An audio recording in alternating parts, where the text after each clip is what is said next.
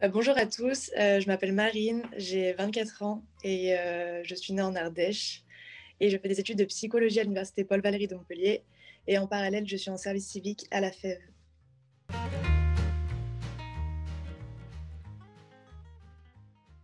Bonjour à tous, je m'appelle Cécile Neuville, je suis psychologue, donc diplômée de l'université Paul Valéry il y a quelques années.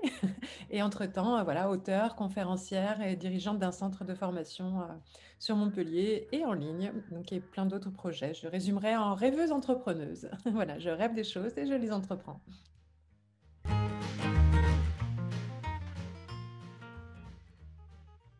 J'ai obtenu un bac scientifique spé mathématiques en 2015 et je savais pas exactement ce que je voulais faire, mais je savais que je voulais bosser avec plutôt les enfants, les adolescents. Du coup, j'ai décidé de partir en prépa pour devenir orthophoniste, donc pour entrer dans une école d'orthophoniste. Au final, ça m'a pas vraiment plu. Du coup, j'ai intégré une licence sciences de l'éducation, donc que j'ai terminée. Donc, j'ai fait 3 ans de sciences de l'éducation. Et en sciences de l'éducation, j'ai fait beaucoup de psycho, ça m'a beaucoup intéressée. Et j'ai réussi à rattacher directement, du coup, en troisième année de psycho. Pour ma part, j'ai très vite été attirée par les études de psychologie. Donc, directement après le lycée, j'ai commencé tout de suite après un bac S, option maths aussi, pourtant très scientifique. J'étais attirée plus par l'être humain et en fait, la licence de psycho m'attirait dès le départ. Donc, du coup, j'ai commencé un DUG à l'époque de psycho. J'ai validé mon DUG de psycho. J'ai continué ensuite vraiment la maîtrise et un DESS, comme on le disait à l'époque. Donc, ça équivaut au Master 2 de psycho recherche pour le coup. Et j'en suis arrivée là parce qu'au départ, je voulais être enseignante et que je voulais être prof de maths. Au début, je voulais faire une licence de psycho pour pouvoir intégrer l'UFM. Finalement, ça m'a prof de maths, prof de sport, voilà, c'était toujours dans les profs. Et puis finalement, en commençant les études de psycho, je me suis dit, pourquoi pas prof de psycho? Et donc, j'ai continué mes études de psycho à la base pour être maître de conférence en psycho. Et c'est ce qui m'a amené à aller jusqu'au DESS et au DEA même, et à valider ensuite mon titre de psychologue. Et finalement, je n'ai pas été. Mais ça, on verra par la suite, prof de psycho, mais pas loin.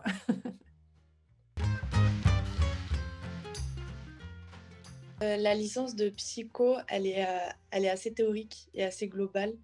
C'est-à-dire que qu'on y apprend plusieurs orientations de la psycho, que ce soit par exemple de la psychologie clinique, la psychologie cognitive, la psychologie du développement. On y voit beaucoup de choses comme ça. Et du coup, ça permet un petit peu de se situer, nous, dans la psychologie, qu'est-ce qu'on aimerait faire et qu'est-ce qu'on a envie d'apprendre et de perfectionner. Donc moi, c'est ce que j'ai beaucoup aimé dans la psycho, c'est-à-dire qu'on découvre vraiment plein de choses et on se rend pas compte que la psycho, c'est hyper large comme matière. En fait, il y a plein, plein de choses à découvrir. On apprend aussi beaucoup de la méthodologie, c'est-à-dire comment est-ce qu'on rédige un article en psychologie, comment est-ce qu'on écrit un mémoire. Et voilà, ce que j'aime peut-être un peu le moins, c'est du coup ce côté très théorique et qu'il y a peu de stages en psychologie, en tout cas en licence. Et voilà. Effectivement, en psychologie, enfin, pendant mes études de psychologie, en tout cas, on avait cette facilité à pouvoir faire ce que j'imaginais comme un entonnoir, c'est-à-dire on balayait un petit peu toutes ces disciplines de psychologie pour pouvoir après préciser d'année en année avec des options jusqu'à choisir vraiment son approche particulière.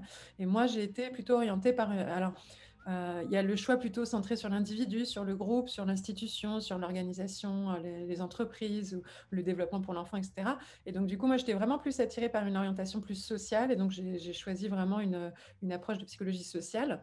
Maintenant, quel que soit le domaine dans lequel on va, l'avantage, c'est qu'on a quand même un échantillon assez large grâce aux bases. Et après, on peut tout à fait réadapter par la suite dans nos métiers par rapport à tout ce qu'on a appris. On y apprend aussi beaucoup des maths, justement, des probas. On y apprend beaucoup de biologie, de neurobiologie. On s'y attend pas forcément au départ. Il y en a beaucoup qui décrochent à cause de ça, parce que c'est quand même assez pointu dans cette thématique-là. Mais par contre, c'est passionnant et c'est super intéressant parce qu'on travaille beaucoup sur soi aussi. Du début à la fin, il y a un vrai cheminement personnel aussi. Et donc, du coup, on évolue autant qu'on apprend. Donc, moi, c'est ça aussi que j'ai beaucoup aimé dans mes études de psycho. C'est que vraiment, j'ai beaucoup appris sur moi-même autant que j'ai appris sur l'être humain en général et la société, le lien social.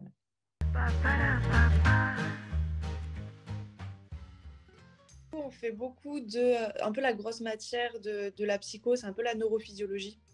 C'est vrai qu'une matière qui compte énormément, c'est de la bio, en fait, tout simplement. On parle des synapses, on parle des connexions neuronales, on parle de comment est-ce que fonctionne notre cerveau d'un point de vue vraiment scientifique. Ensuite, on a, bah, moi, je suis en spécialité psychologie du développement, donc ça, c'est plutôt l'étude du développement des adolescents, des enfants. On fait aussi de la psychologie sociale. Du coup, je pense que Cécile en parlera mieux que moi.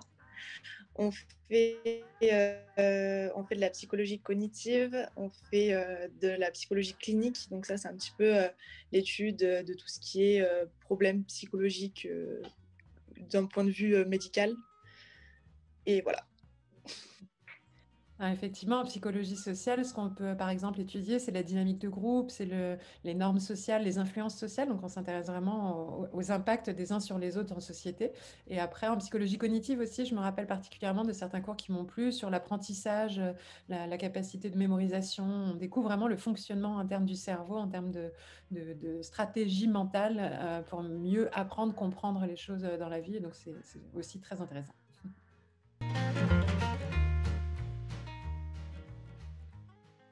J'étudie la psychologie du développement parce que j'aimerais travailler plus tard auprès du public adolescent.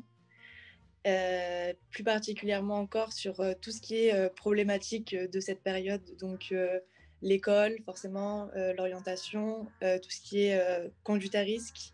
Et j'aimerais travailler ça avec une approche vraiment autour de l'estime de soi, de la confiance en soi.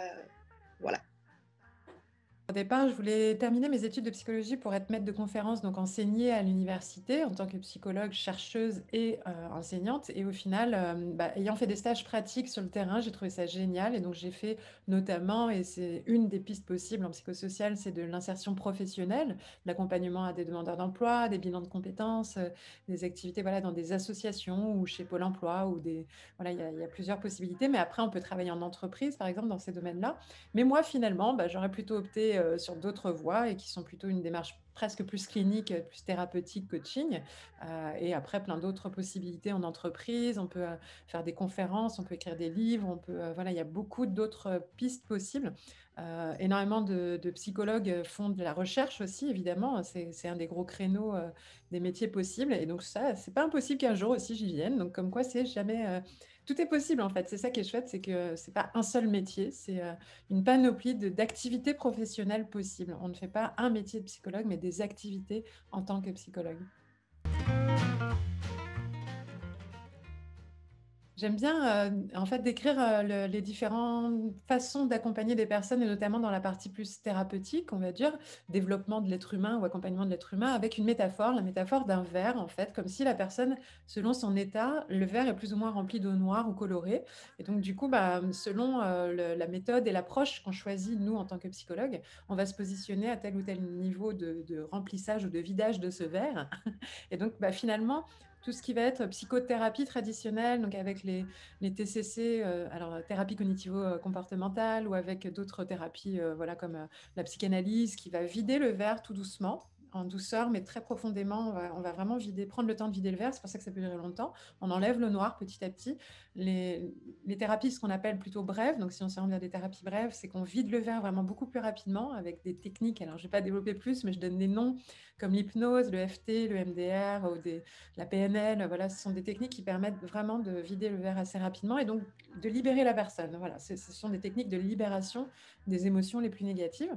Après, on va avoir les thérapies plutôt de la troisième vague, qui sont vraiment les thérapies de centrage sur l'instant présent, avec les thérapies de pleine conscience, d'acceptation et d'engagement, tout ce qui va être accompagnement à la méditation, à la relaxation, la sophrologie. On est plus centré sur l'ici et maintenant. Donc là, ça va être apprendre à mettre de l'eau transparente dans son verre pour ne pas rester avec un verre vide, puisque si on reste avec un verre vide, on remplit de la seule chose qu'on connaît, donc de l'eau noire. Donc c'est apprendre à mettre de l'eau transparente déjà dans son verre. Et après, personnellement, je me suis en plus, après mes études orientées vers la psychologie positive, qui est un nouveau courant de psychologie qui n'est pas encore beaucoup dans certaines universités en France, mais qui commence à arriver. La psychologie positive permet d'apprendre quels sont les robinets d'eau colorée que l'on peut solliciter, donc nos ressources internes et externes, pour mettre plus de couleurs dans notre vie, plus de joie, de valeur, d'enthousiasme, d'énergie, de réussite, de confiance, etc., d'estime de soi. Et donc là, on est vraiment sur des thérapies positives ou du coaching ou du développement personnel, comme on en entend de plus en plus parler. Tout ça se relie et va dans une dynamique complémentaire, c'est-à-dire qu'on ne peut pas mettre de l'eau colorée dans un verre d'eau noire. Il faut quand même vider un peu l'eau noire. Mais si on laisse un verre d'eau noire vide, il va se remplir de noir. Donc il faut développer des compétences pour le remplir de coloré grâce à la psychologie positive.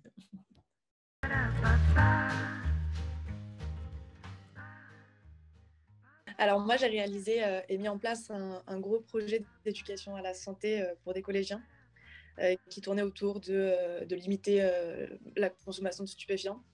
Donc c'est vraiment un stage c'est la première fois que je me suis retrouvée face à des jeunes et que je devais mettre en place tout ce que j'avais appris théoriquement. Et en fait, on se rend compte qu'il y a une distance énorme entre tout ce qu'on nous apprend qui est hyper intéressant mais très théorique. Et ensuite, quand nous, on va sur le terrain, la mise en application n'a rien à voir. Et du coup, c'est pour ça que je trouve très intéressant d'aller vraiment faire des stages et de vraiment s'imprégner de ce milieu-là qui est c'est très, très bénéfique pour, euh, pour un étudiant. Voilà. À part, dès le départ, j'ai souhaité rapidement faire des stages pour les mêmes raisons voilà, dont vient de parler Marine. C'est que pour moi, en fait, j'avais l'apprentissage théorique, mais il me manquait une visualisation de concrétisation. Et donc, j'ai cumulé plusieurs stages quasiment chaque année, les obligatoires, mais même des en plus. Et on a la possibilité de demander des conventions de stage supplémentaires volontairement sur nos temps de vacances ou temps perso. Et donc, moi, j'en ai un en particulier qui m'avait marqué, qui m'avait fait réaliser à la fois que c'était pas si simple, effectivement, la réalité. En fait, c'était dans un EMP, donc un établissement médico-psychologique, où il y avait des enfants, en fait, qui étaient accueillis de jour ou de nuit. Et donc, du coup, la réalité, c'est que certains enfants se faisaient frapper par leurs parents, voire avec des abus sexuels. Et donc, on les entendait parler de ça. Il y avait un accompagnement. Moi, j'étais absolument pas prête à ça à ce moment-là. Donc, j'étais en observation. Mais ça m'a mis face à une réalité.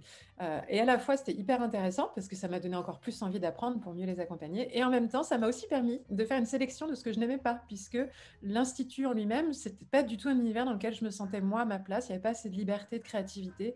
Il y avait trop de protocoles et c'était pas ce qui me correspondait. Donc les stages servent aussi à ça, à vérifier ce qui nous plaît ou pas, parce que des fois on peut être surpris agréablement ou désagréablement. Donc j'encourage toujours les étudiants encore aujourd'hui à faire des stages et plusieurs et pas toujours les mêmes pour se tester et découvrir la réalité.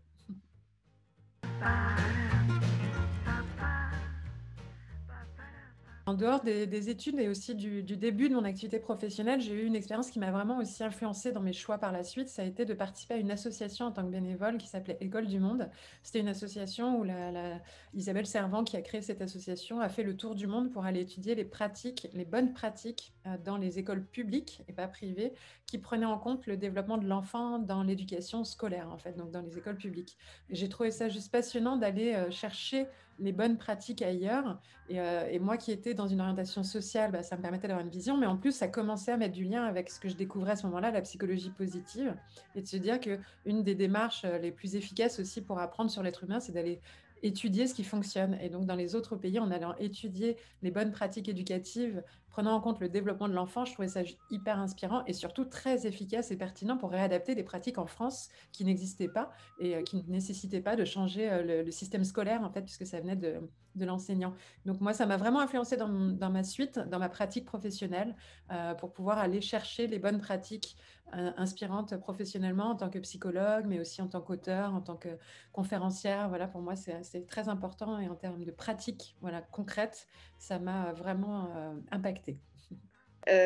Du coup, je me suis lancée dans le service civique parce que j'avais encore envie d'aller sur le terrain vraiment. J'avais envie de me sentir utile autre que faire du théorique et d'apprendre par cœur mes cours. Du coup, c'est vraiment une super expérience et on est on se rend compte vraiment de ce que c'est le travail de terrain. Enfin, c'est super important, je trouve, voilà, on aide les enfants des quartiers défavorisés, c'est super intéressant. Et je l'ai fait aussi dans un but, on va dire, plus personnel, c'est-à-dire de pouvoir améliorer mon dossier, d'avoir un bon master, d'avoir des choses comme ça. Enfin, bien sûr, ça en fait partie de pourquoi j'ai choisi de faire le service civique cette année.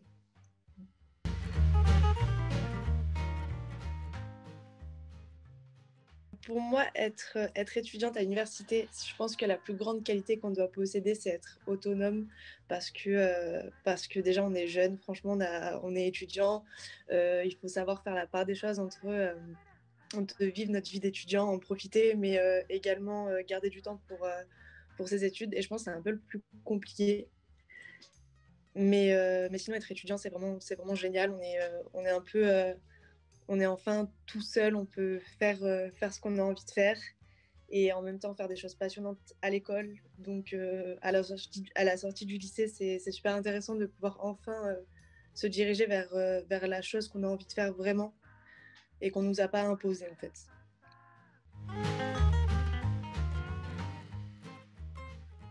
Alors pour ma part, voilà, comme je disais, je me définis comme une rêveuse entrepreneuse dans le sens où je suis une entrepreneuse et une entrepreneuse, c'est vraiment un métier dans le sens où on crée des projets, on ne fait pas une seule activité. Donc j'ai plusieurs projets et donc entre autres, j'écris des livres, donc j'ai une casquette auteur et donc ça j'aime beaucoup écrire, transmettre et partager en fait mes propres expériences et acquisitions au plus grand monde.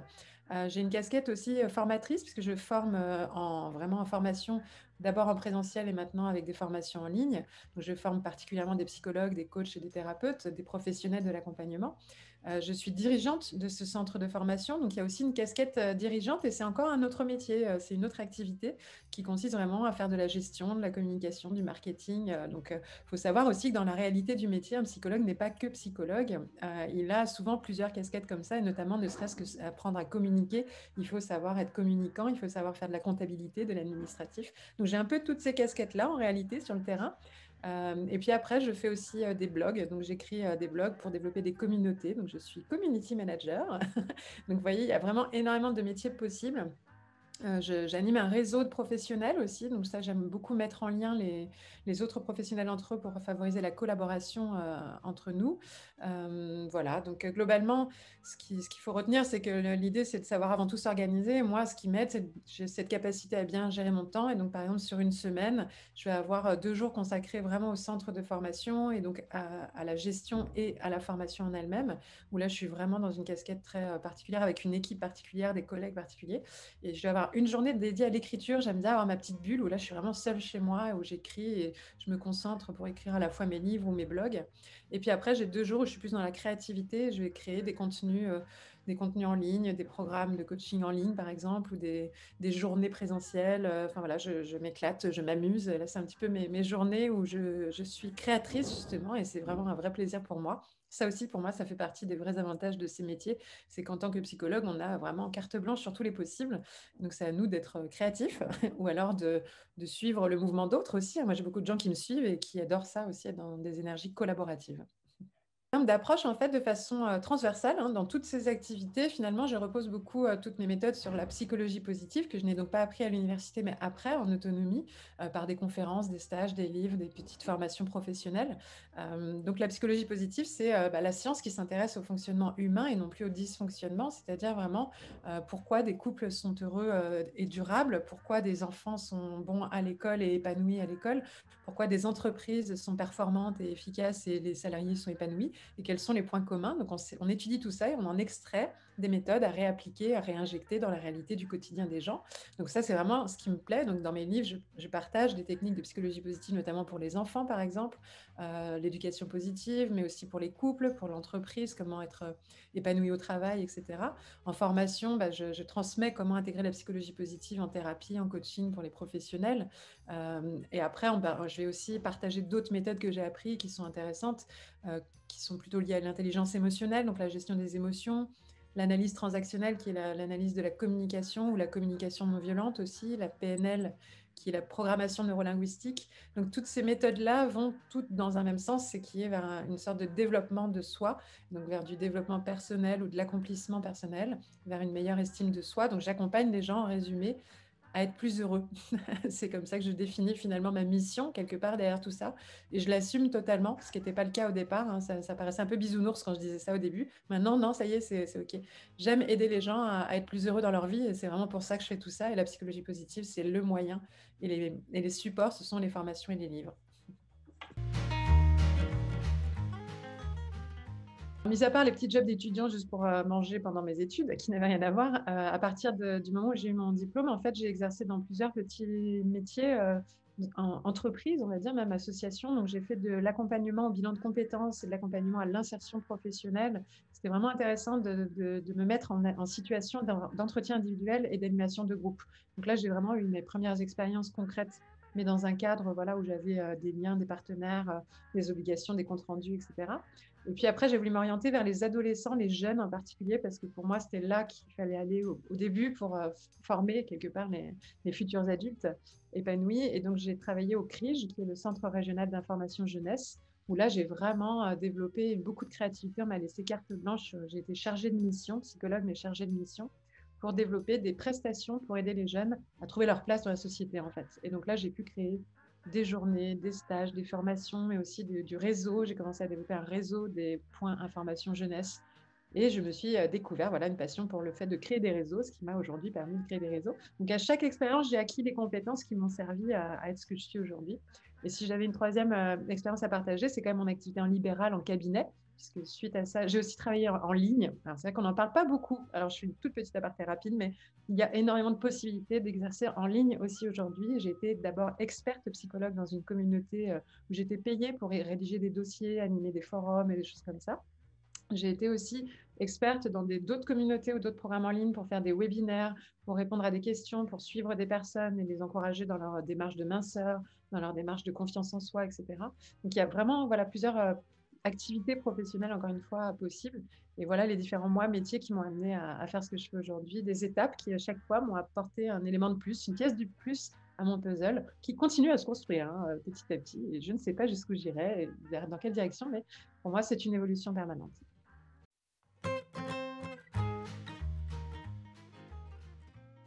Si j'aurais un petit conseil, c'est de pas trop écouter ce que les gens ils vous disent sur la psycho, parce que c'est vrai qu'on en entend vraiment beaucoup. Et non, vous n'allez pas apprendre à analyser les gens. Faites-vous votre propre idée sur les études de psychologie et c'est un super projet, donc lancez-vous si vous avez envie de faire de la psycho. Ce que j'ai envie de dire aux lycéens qui se posent la question de faire de la psychologie ou pas, c'est si vous êtes attiré par ça, si c'est votre trip qui vous attire, il y a un moment donné, il faut juste s'écouter en fait.